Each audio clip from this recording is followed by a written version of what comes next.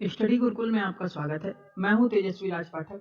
आज हम एक नई श्रृंखला की शुरुआत कर रहे हैं जिसमें हम भारत के भूगोल के संपूर्ण पाठ्यक्रम को कवर करेंगे। और आज हम पढ़ने वाले हैं भूगोल एक परिचय के रूप में। भूगोल के सभी परिचय को और भूगोल के परिचय से संबंधित सभी प्रश्नों को आज हम लोग सीख लेंगे। तो चलिए शुरुआत करते हैं। जैसा कि आपको दिख रहा है, भूगोल, जिसे इंग्लिश में ज्योग्राफी के नाम से जानते हैं, यह ग्रीक भाषा के दो शब्दों से मिलकर बना है। पहले शब्द का नाम है जियो, दूसरे शब्द का नाम है ग्रेफोज। पहले शब्द का नाम है जियो, दूसरे का नाम है ग्रेफोज। जियो का अर्थ होता है पृथ्वी और ग्रेफोज का अर्थ होता है वर्णन, यानी कि पृथ्वी का वर्णन ही ज्योग्राफी कहलाता है। तो हमको ज्योग्राफी शब्द का अर्थ भी पता लग गया कि पृथ्वी का वर्णन ही ज्योग्राफी कहलाता है। ज्योग्राफी को हिंदी में भूगोल के नाम से जानते हैं। यह दो शब्दों से मिलकर बना है, भू प्लस गोल, जहां पर भू का अर्थ होता है पृथ्वी और गोल का अर्थ होता है गोलाकार। इसका मतलब कि बेटा पृथ्वी की आकार और आकृति के विषय में विज्ञान जिस शाखा से हमें ज्ञान प्राप्त होगा उसे हम लोग भूगोल कहेंगे। तो ये था भूगोल छोटा सा परिचय। अब हम लोग देखते हैं कि भूगोल से संबंधित कुछ और भी शब्द हैं। जैसा कि अभी आपने देखा, एक शब्द देखा जियो। जियो से संबंधित तीन नए शब्द हम लोग पढ़ने वाले हैं। सबसे पहला है जियो के साथ अगर हम लोग लॉजिया जोड़ देंगे तो बेटा इसका अर्थ हो जाएगा पृथ्वी का अध्ययन। पृथ्वी का अध्ययन, जियो का अर्थ होता है पृथ्वी और लॉजिया का अर्थ हो गया अध्ययन, यानी कि पृथ्वी का अध्ययन ही जियोलॉजिया कहलाएगा। जियो प्लस मैट्रिया, मैट्रिया का अर्थ होता है मापन, यानी पृथ्वी का मापन जियोमेट्रिया कहलाएगा। अगला है जियोइड्स, जियो में इड्स जोड़ देंगे तो बन जाएगा जियोइड्स, मतलब पृथ्वी के अनुरूप, पृथ्वी के अनुरूप पाए जाने वाले पिंडों को हम लोगों ने जियोइड्स की संज्ञा दे दी। अब हम लोग पढ़ने वाले हैं भूगोल के जनक या फिर भूगोल के पिता किन्हें कहा जाता है। तो सबसे पहले ज्योग्राफी शब्द का सर्वप्रथम प्रयोग इरेटोस्थनीज ने किया था। ज्योग्राफी शब्द का सर्वप्रथम प्रयोग इरेटोस्थनीज ने किया था। इस वजह से ज्योग्राफी का जनक या पिता इरेटोस्थनीज को कहा जाता है। इसके बाद थोड़ा समय परिवर्तित हुआ, एक व्यक्ति आएंगे H.F. टॉजर। H.F. टॉजर, इन्होंने ज्योग्राफी का पिता हिकैटियस को कहा। इन्होंने ज्योग्राफी का पिता हिकैटियस को कहा। हिकैटियस पहले ऐसे विद्वान थे जिन्होंने एक संकल्पना को दिया और उन्होंने बताया कि पृथ्वी में जो भी जमीन के टुकड़े हैं वो चारों ओर से सागरों से घिरे हुए हैं। और इस बात की संकल्पना हम लोग देख भी चुके हैं। जैसा कि आपको चित्र में दिख रहा होगा, आज से लगभग 250 मिलियन वर्ष पूर्व पहले की बात करें तो पृथ्वी पर पाए जाने वाले सभी जमीन के टुकड़े आपस में जुड़े हुए थे और इन जमीन के टुकड़ों को हम लोगों ने पेंजिया की संज्ञा दी।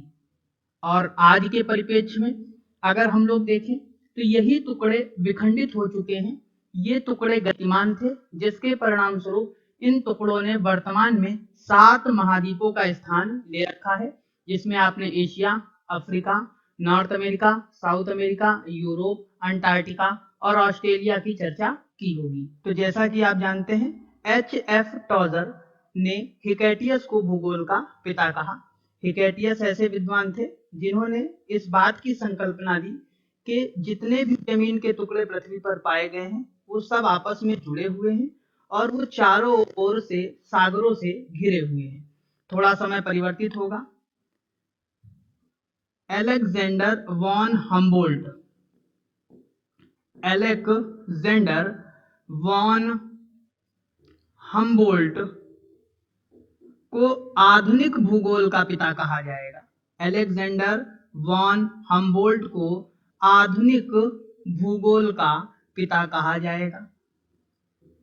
अलेक्जेंडर वॉन हम्बोल्ट ने एक पुस्तक की रचना की थी जिसका नाम था कॉस्मोस। क्या नाम था? कॉस्मॉस नामक पुस्तक की रचना की थी अलेक्जेंडर वॉन हम्बोल्ट ने। अलेक्जेंडर वॉन हम्बोल्ट पहले ऐसी व्यक्ति थे जिन्होंने मानचित्र पर समताप रेखाओं को प्रदर्शित किया था। यही दो प्रमुख कारण माने जाते हैं कि आधुनिक भूगोल का पिता अलेक्जेंडर वॉन हम्बोल्ट को कहा जाता है। आगे हम लोग देखते हैं कि हम किस प्रकार पृथ्वी तक पहुंचेंगे।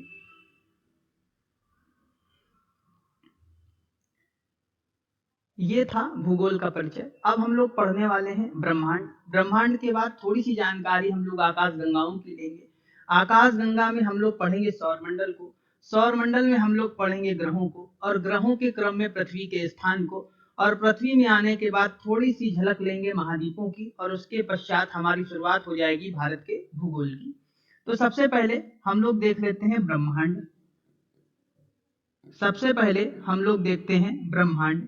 ब्रह्मांड को इंग्लिश में यूनिवर्स के नाम से जानते हैं। यूनिवर्स होता क्या है?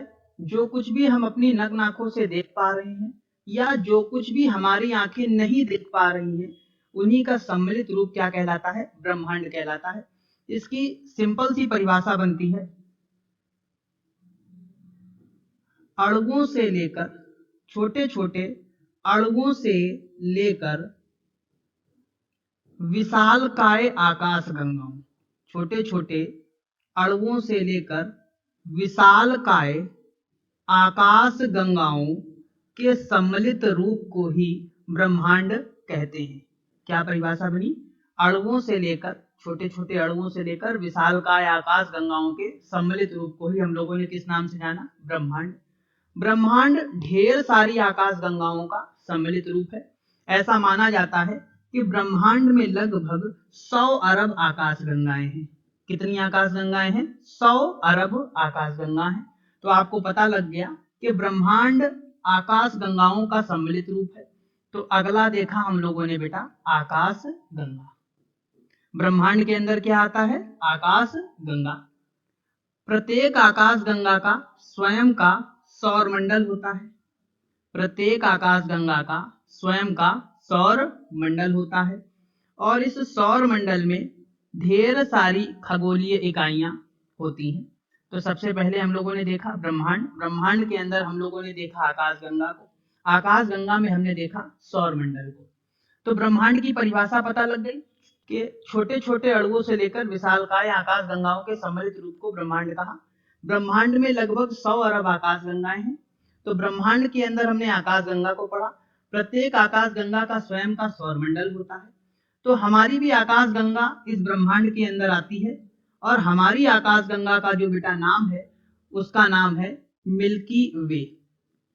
मिल्की वे, जिसे हिंदी में दुग्ध मेखला के नाम से जानते हैं। दुग्ध मेखला के नाम से जानते हैं। तो हमारी आकाश गंगा का भी स्वयं का सौर मंडल होगा। जी हाँ, बिल्कुल, हमारी आकाश गंगा का भी एक सौर मंडल है।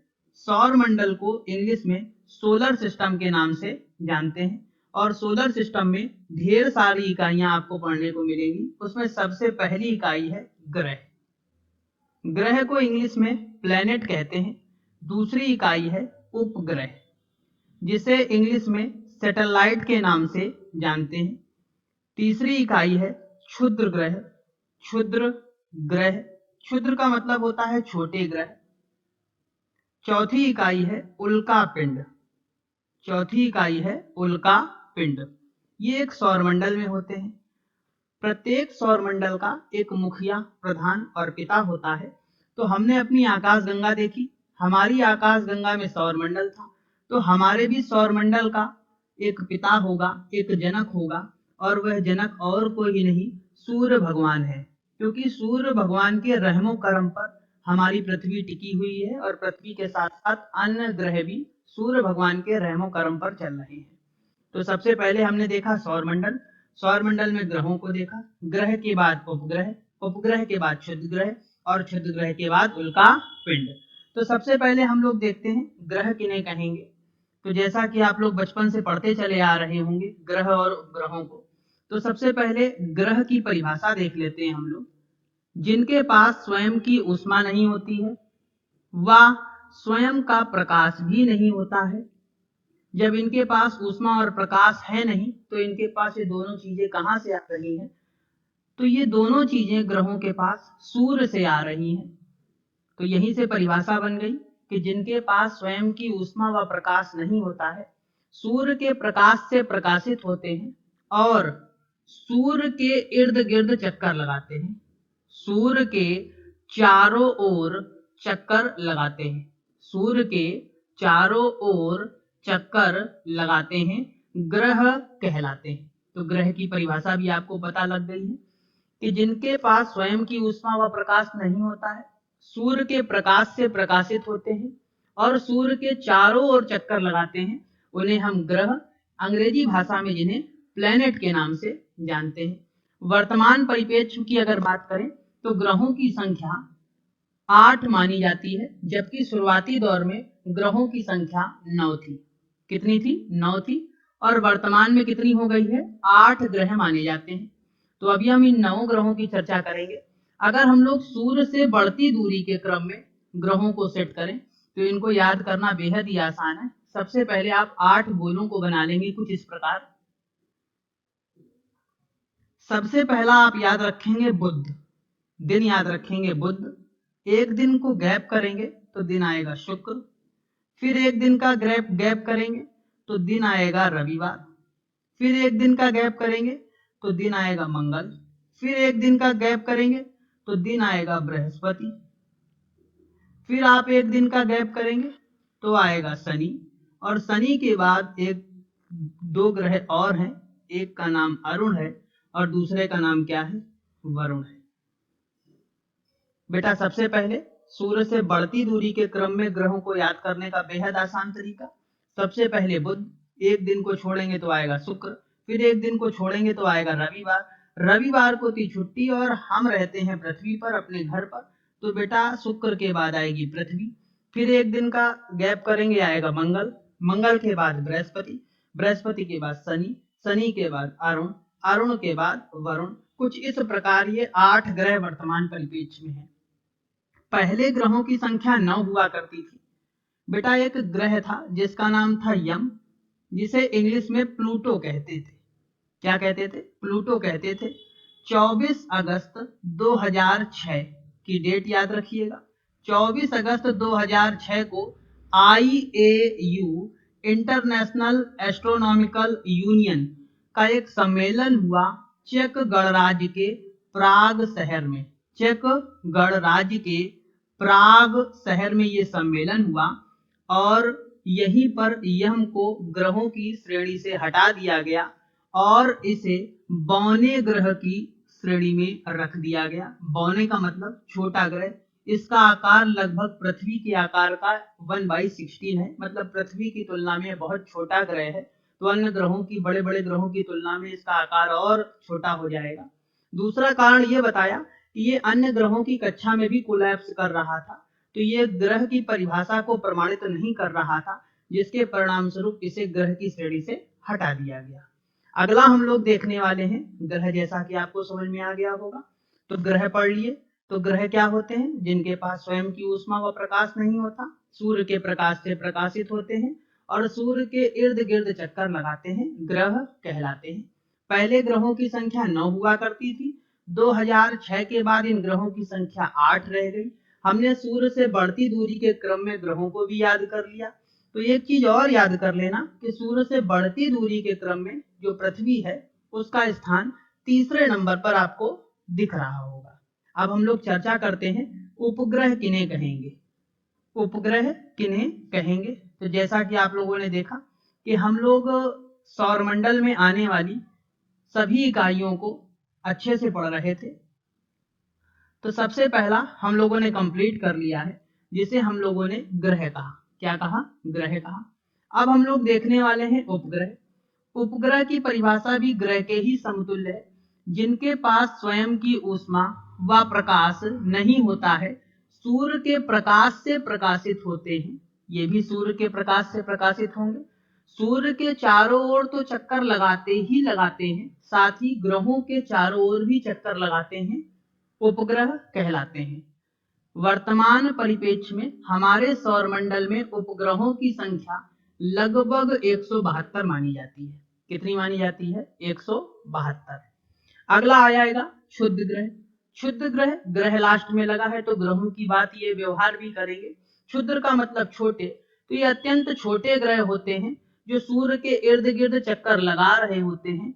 अगर आपको इन ग्रहों को देखना है तो आपको मंगल और बृहस्पति के बीच में ढेर सारे छोटे छोटे ग्रह देखने को मिल जाएंगे। ये एक पट्टी नुमा संरचना में सूर्य के इर्द गिर्द चक्कर लगा रहे होते हैं। अब हम लोग अगला देखने वाले हैं जिन्हें हम लोगों ने उल्का पिंड कहा।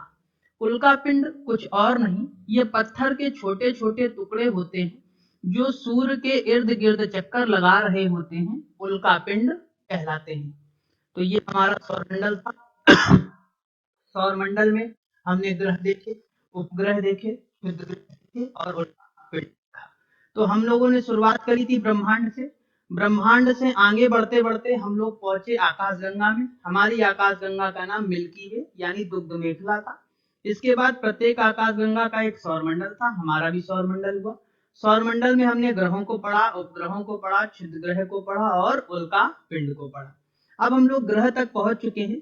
तो सूर्य से बढ़ती दूरी के क्रम में अगर हम पृथ्वी की बात करें तो पृथ्वी का स्थान सूर्य से बढ़ती दूरी के क्रम में तीसरा आता है।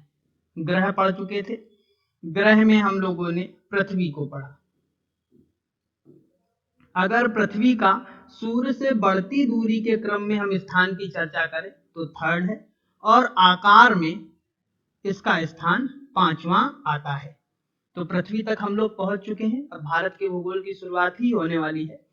तो पृथ्वी पर हम लोग पहुंच गए हैं। तो पृथ्वी पर दो प्रकार की आकृतियां पाई जाती हैं। सबसे पहला जमीन है और दूसरे नंबर पर आता है पानी है। बेटा इस जमीन को भूगोल की भाषा में महाद्वीप कहा। क्या कहा बेटा? महाद्वीप कहा। और पानी को भूगोल की भाषा में महासागर कहा। हमारी पृथ्वी पर 7 महाद्वीप हैं और 5 महासागर हैं। महाद्वीप को इंग्लिश में कॉन्टिनेंट कहते हैं और इनकी संख्या कितनी है? 7 है। महासागरों की संख्या 5 है और महासागर को इंग्लिश में ओशियन के नाम से जानते हैं। इन 7 महाद्वीपों में सबसे बड़ा महाद्वीप जो है जनसंख्या और क्षेत्रफल में, उसका नाम एशिया महाद्वीप है और एशिया महाद्वीप के अंदर ही भारत आता है और इसी पर चर्चा करनी है। इसी की भौगोलिक स्थितियों को हमको पढ़ना है। तो कुछ इस प्रकार हम भारत तक पहुंच चुके हैं और भारत के भूगोल की शुरुआत आपकी अगली क्लास से हो जाएगी। उससे पहले आपको भूगोल से संबंधित कुछ पुस्तकें भी याद रखनी होंगी। जैसा कि आपको इसमें दिख रहा होगा कि सबसे पहले हमने लिखा है रचना, फिर रचना के बाद लिखा है रचनाकार। सबसे पहली पुस्तक का नाम है आर्यभट्टियम, जिसके रचनाकार आर्यभट्ट हैं। दूसरी पुस्तक का नाम है सिद्धांत शिरोमणि, जिसके रचनाकार भास्कराचार्य हैं। तीसरी पुस्तक का नाम है इलियड एंड ओडेसी, जिसके रचनाकार होमर हैं। चौथी पुस्तक का नाम जियोग्राफिका है, जिसके रचनाकार स्ट्रैम्बो हैं। स्ट्रैम्बो पहले ऐसे व्यक्ति थे जिन्होंने पृथ्वी के संदर्भ में बहुत सारी जानकारी दी। ऐसा नहीं है, इससे पहले भी ढेर सारी जानकारी और ढेर सारी अवधारणाएं पृथ्वी के संदर्भ में मौजूद थी। जैसा आपने कॉपरनिकस का नाम सुना होगा। कॉपरनिकस 15वीं शताब्दी के लगभग आएंगे और यह सूर्य केंद्रित विचारधारा का प्रतिपादन करेंगे। इससे पहले 140 ईसा पूर्व की अगर हम लोग बात करें तो टॉलमी नाम के एक व्यक्ति आएंगे। ये पृथ्वी केंद्रित या भू केंद्रित विचारधारा का प्रतिपादन करेंगे। तो ऐसा नहीं है कि भूगोल के साक्ष्य आज से अवेलेबल हैं। हमारी संस्कृति और सभ्यता में न जाने कितने वर्षों पूर्व से ही 9 ग्रहों की पूजा की जा रही है। अत्याधुनिक साइंस ने तो इन सबको अभी बताने का प्रयास किया है। करोड़ों लाखों के उपकरण खर्च करने के बाद उन्होंने जो ग्रहों की संख्या बताई, हमारे ऋषि मुनि आज से हजारों साल पहले से इन ग्रहों को ऐसे ही पूछते चले आ रहे थे। तो ऐसा नहीं कहा जा सकता कि यह अवधारणाएं नव विकसित अवधारणाएं हैं। पहले से यह अवधारणाएं भारतीय संस्कृति में मौजूद थी, किंतु हमने हमारी चीज की कभी वैल्यू की ही नहीं थी। तो चलिए आइए देखते हैं। अगली पुस्तक का नाम है किताब उल हिंद, जिसके रचनाकार हैं अल्ब रूनी। किताब उल हिंद को भारत का भूगोल भी कहा जाता है अगली पुस्तक का नाम है नेचुरल हिस्ट्री या फिर हिस्टोरिया नेचुरलिस। इसके रचनाकार हैं प्लिनी द एल्डर। अगली पुस्तक है the geography of the peace, जिसके रचनाकार हैं निकोलस जॉन स्पाइकमैन। अगली पुस्तक कॉस्मॉस है, जैसा कि अभी आपने पढ़ा था। पहले व्यक्ति थे अलेक्जेंडर वॉन हम्बोल्ट, जिन्होंने समताप रेखाओं को पृथ्वी पर प्रदर्शित करा था, और इनकी पुस्तक का नाम था कॉस्मॉस। और हमने ये भी देखा था कि इन्हें आधुनिक भूगोल का पिता के नाम से जानते हैं। अगले हैं बेटा डाई एड कुंडे, और इस पुस्तक के रचनाकार हैं कार्ल रिटर। अगली पुस्तक है द ज्योग्राफी, इसके रचनाकार हैं टॉलमी। अगली पुस्तक है बेटा किताब सूरत अल अर्द, जिसके रचनाकार हैं अल ख्वारिज्मी। और अगली पुस्तक है एंथ्रोपोजोग्राफी, जिसके रचनाकार हैं फेडरिक रेटजर। ये कुछ पुस्तकें थी जो भूगोल से संबंधित थी। मुझे उम्मीद है कि आपको बहुत अच्छे से समझ में आया होगा। आज की क्लास में हमने मात्र भूगोल के परिचय को पढ़ा है। अगली क्लास से हमारे भारत की भूगोल की शुरुआत होगी, जिसमें हम अध्यावार मतलब चैप्टर वाइज संपूर्ण भूगोल के पाठ्यक्रम को कवर करेंगे और विगत 20 वर्षों में पूछे गए सभी प्रश्नों को हल करेंगे। मुझे आशा है कि आपको ये वीडियो बहुत अच्छे से समझ में आया होगा। अगर आपको इनके क्लास नोट्स की PDF चाहिए तो आप टेलीग्राम चैनल पर जरूर जुड़ सकते हैं। तब तक के लिए धन्यवाद।